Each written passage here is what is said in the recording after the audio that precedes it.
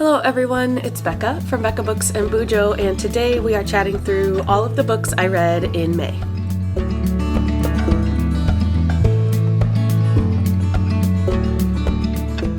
I think May was a fairly good reading month. I read a lot. I read 14 books, but my average rating wasn't so great. I wasn't reading great books.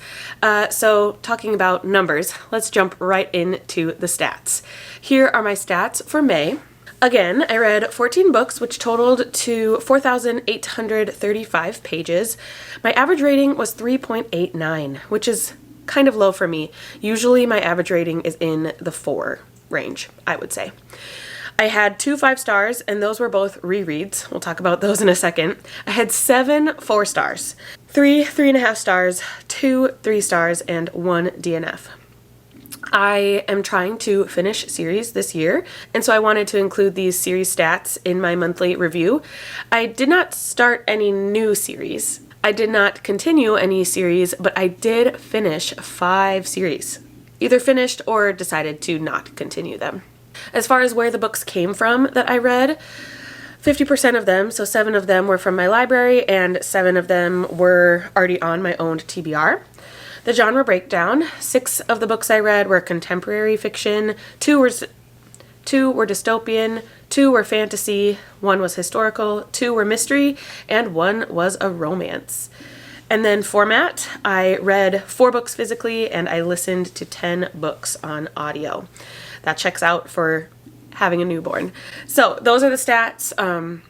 I think it was a really good reading month as far as variety. I read from a bunch of different genres and in different ways, but just the ratings were also all over the board, which led to that 3.89 average rating. Anyway, let's chat through all the books I read, and I'm just going to kind of go in the order that they're stacked in front of me. So I read volumes 19 and 20 of The Promised Neverland by Kaiju Shirai, which completed this series for me. I've been reading this 20-book manga series for quite some time now, and I'm happy to say that I have completed it. Not much to say about these because it's the end of a 20-book series, but I did enjoy them. I gave them each 4 stars, I think, and it was just a really fun, thrilling series about children in an orphanage and things not being what they seem. They needed to escape from that orphanage for a reason, and then we follow them on that journey throughout the whole series. I really enjoyed these. This was one of my first forays into manga. The Promised Neverland and Spy Family, I would say, are some great options for you to try manga if you are interested. Another series that I completed, I read As Good as Dead by Holly Jackson. This is the 3rd and final in the Good Girl's Guide to Murder series. People seem to really dislike this 3rd book, the finale of this series, but I actually enjoyed it. Pip gets herself in another sticky situation because she is trying to solve murders on her podcast, and I thought it was really fun and good. And just I've noticed with all of these, we really dive into Pip's mind and how she processes the information she learns about murders, and then how she puts all of that together to solve a case. And this one is no different. It has a little bit of a different twist because Pip is possibly the next victim of the suspect that she has. I don't think that's been done in the previous books. I can't exactly remember storylines. But this one was way more intense, I thought. And yeah, I just really enjoyed my time with it. It was a really fun listen, as all of the books in this series were great listens. More books in series. I read Key Player and Top Story by Kelly Yang. These are books 4 and 5 in the Front Desk series by this author. We follow a young girl named Mia and her family as they are new immigrants to the United States from China and just trying to live their lives to the best of their ability.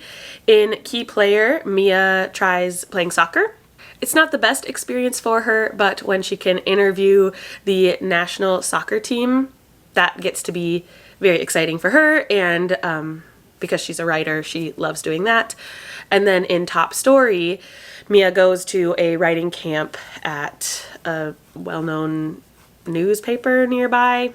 I don't know. Obviously, it didn't really stick well in my brain, but she just furthers her career as a writer. And amongst those storylines is helping her parents and her friends with other issues that they may face. These were cute. I gave them 3 stars, and I decided I'm not going to continue on with this series unless for some reason far down in the future I decide to pick up the next book. There's a new book coming out later this year, something with a chef. I can't remember the title. I'll put a picture here.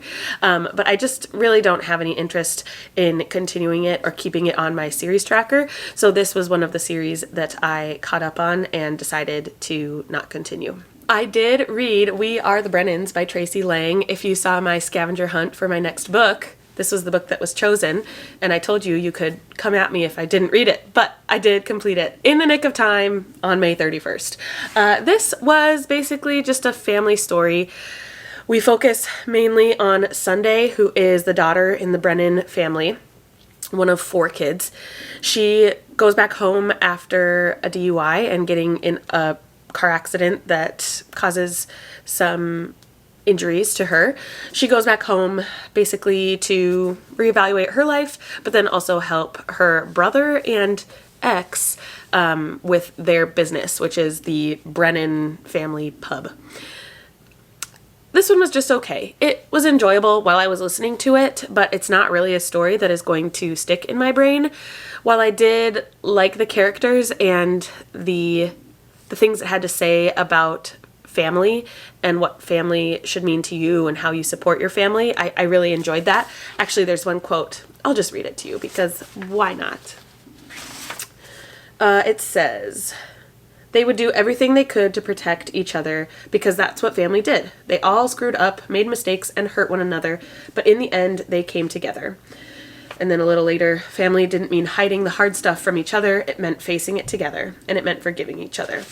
I love that is the main message about family in this story, especially because I feel like that's how I was raised and how I treat the people in my family and how they treat me. So I like that was depicted in a book, but the story was a little bit lacking, I guess. So this one I gave 3.5 stars.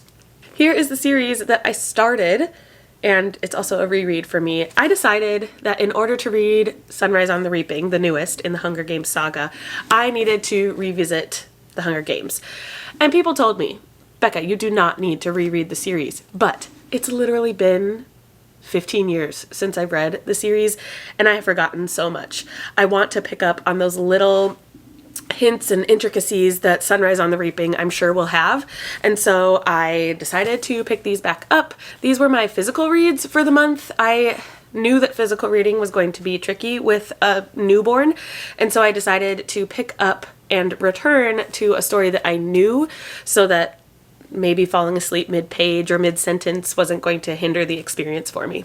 I still love these just as much as I did when I read them back in middle high school. I gave this one 5 stars, which I did originally, but I upped my ranking from 4 stars back in middle high school now to 5 stars. I think that this is one of my all-time favorite series, and I'm so glad to be returning to this world to prepare for reading Sunrise on the Reaping.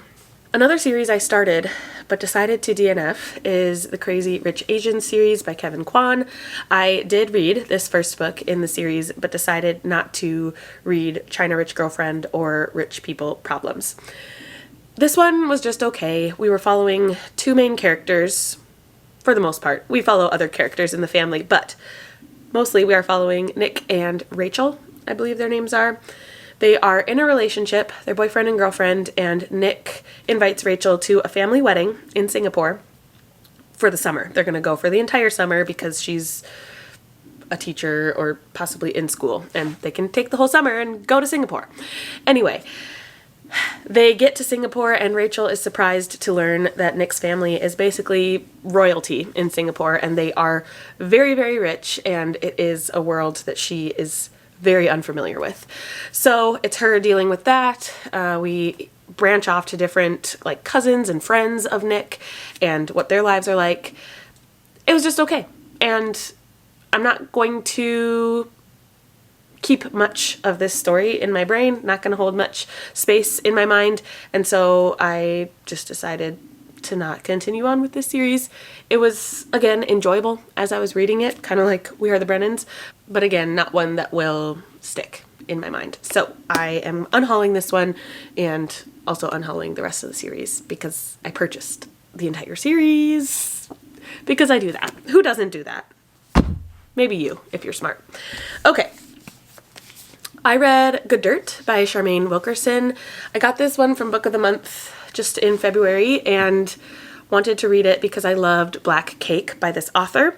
This one, I would say, is equally as well written as Black Dirt. Charmaine Wilkerson is an awesome writer. She is able to weave characters and historical timelines together just to make a beautiful story. However, this one felt way slower to me than Black Cake just because of the focal object, I would say. In Good Dirt, we are following a woman named Abby, and in her past, she suffered a lot of trauma with her brother being killed in her household. That is in the synopsis, so I'm not giving anything away. But along with her brother being killed, the shattering of their family heirloom, which is this jar made by their ancestors, is associated with the death. And so she has trauma with her brother dying and trauma with the jar being destroyed on the same day. We go with Abby as she is dealing with that trauma in her adult life and what that means for her and her family and her future. Like I said, super amazing story, and love how Wilkerson was able to weave the many, many timelines. That was a bit confusing. There are lots of timelines and lots of characters that we are following, but it was very slow moving. I did give it 4 stars because the story and the writing were great, but it got docked because of the pacing. I finally got to the newest Abby Jimenez. I read Say You'll Remember Me, and this was a great romance. As per usual, Abby Jimenez writes wonderful romances with great characters, and they face real life problems. In this one, we are following, can't remember their names, Xavier, who is a veterinarian in Minnesota, and he goes on a date with Samantha. They basically fall in love on the first date. It's like love at first sight. But what she doesn't tell him is she's moving to California the next day. So they try out long distance, try to figure out if this relationship can last or not. But amongst their feelings for each other, they're also dealing with difficult things in their family lives, and that draws them apart. So it was good. It wasn't my favorite of Abby Jimenez's books. I actually think I've given almost, if not all, of Abby's other works 5 stars, and this one I just gave 4. I don't know. There was something about it that wasn't drawing me in as much as the other books by her. I don't even think I can pinpoint exactly what it was. Maybe just a disconnect with myself and the characters. I don't know. I also think the fact that they weren't together for a lot of the book, like they weren't with each other and in each other's space because they were long distance, maybe was a detriment for me. So I don't know. I still really enjoyed it and love what Abby had to say, especially about sacrifice and what one will do to help their family. Because I don't know if it says it in here, but Samantha is dealing with a family crisis. Yeah, it doesn't say in the synopsis, so I guess I can't say. But helping her mother go through something that is very difficult for their entire family. So I think it had good things to say about those issues, but yeah, I don't know. Disconnect for me with the characters, I guess, and their relationship. I also read The People We Keep by Allison Larkin. This was another slow-moving story, kind of slice of life about a woman named April, and she is trying to make it big as a singer and musician, a performer in New York, and she faces a lot of hardship. She grew up just being raised by a single dad and didn't have a super great female role model in her life. She has always felt alone, and she has to deal with that in her adult life and deciding on this path that she is going with being a musician. It's isolating. She needs to travel around a lot to get gigs, and it's I don't know, I feel like she's a very lonely gal, and that has to do with her upbringing and the situation she put herself in too, I think. Ultimately, the main point of this one is that throughout our lives, there are people that come into our lives and our stories, and we are lucky enough to keep some of those, and they keep us in their stories as well. And we can rely on those people as we move throughout our lives. So it was okay. Gave it 3.5 stars. Another one I am going to unhaul and hope that somebody else can enjoy. Sylvia is waking up from her nap, so we're going to see if I can chat through the last 2 books. I hope I got them all. Okay, so the hold for Vera Wong's Guide to Snooping on a Dead Man by Jessie Q. Sutanto came up on my Libby app, and I snatched it up. I wanted to listen to it right away. This is such a fun, cozy mystery about a 60-year-old woman named Vera who solves her own mysteries. In the first book, she was solving a murder, and in the second book, it's kind of like a bigger issue than just murder. There is a murder, though. I just love how Vera can create a found family with all of the suspects that she finds. She thinks that they could possibly be the murderer, but then they end up not being, and she creates a family with those people and forms great friendships for them and for her. This was super fun. I enjoyed my time. I gave it 4 stars. And lastly, I read The Kitchen House by Kathleen Grissom. This is a historical fiction set in the South during slavery, I think during the early 1800s. And we are following 2 women, Belle and Lavinia. We start in their childhood. Lavinia is 8 years old when she comes to this plantation.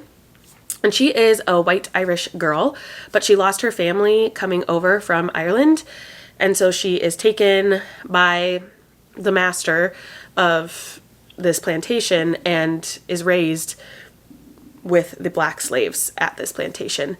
She becomes family to them, and the rest of the story is basically her grappling with being a poor white woman while also having this black family, and how she should behave, whether she fits more so with the blacks in her life or with the whites. The other female that we are following is Belle. She is one of the black daughters of the family that Lavinia is adopted into, and we follow her life as a black slave on a plantation. I don't want to go too much into detail of the story, but every chapter, I feel like there was something else that was heartbreaking happening to these women. I love a book that pulls on my heartstrings like that, so I did enjoy that, and it was indeed a very sad story, especially the ending. So I would recommend you give this one a try. I had never heard of it, but thank you to Alyssa, one of my patrons, for putting this in as a patron pick and allowing me to enjoy this story. I gave it 4 stars. Okay, I think that's it. I think we did it. Those are the 14 books I read. I don't know if this is even a good showing of them, but it was a great month. Let me know in the comments if you have read any of these books and what you thought of them. Did you agree with me? Did you not? As always, it would be great to have some bookish discussion with you down below in the comments. Thank you so much for watching, and I will see you in another video very soon. Bye!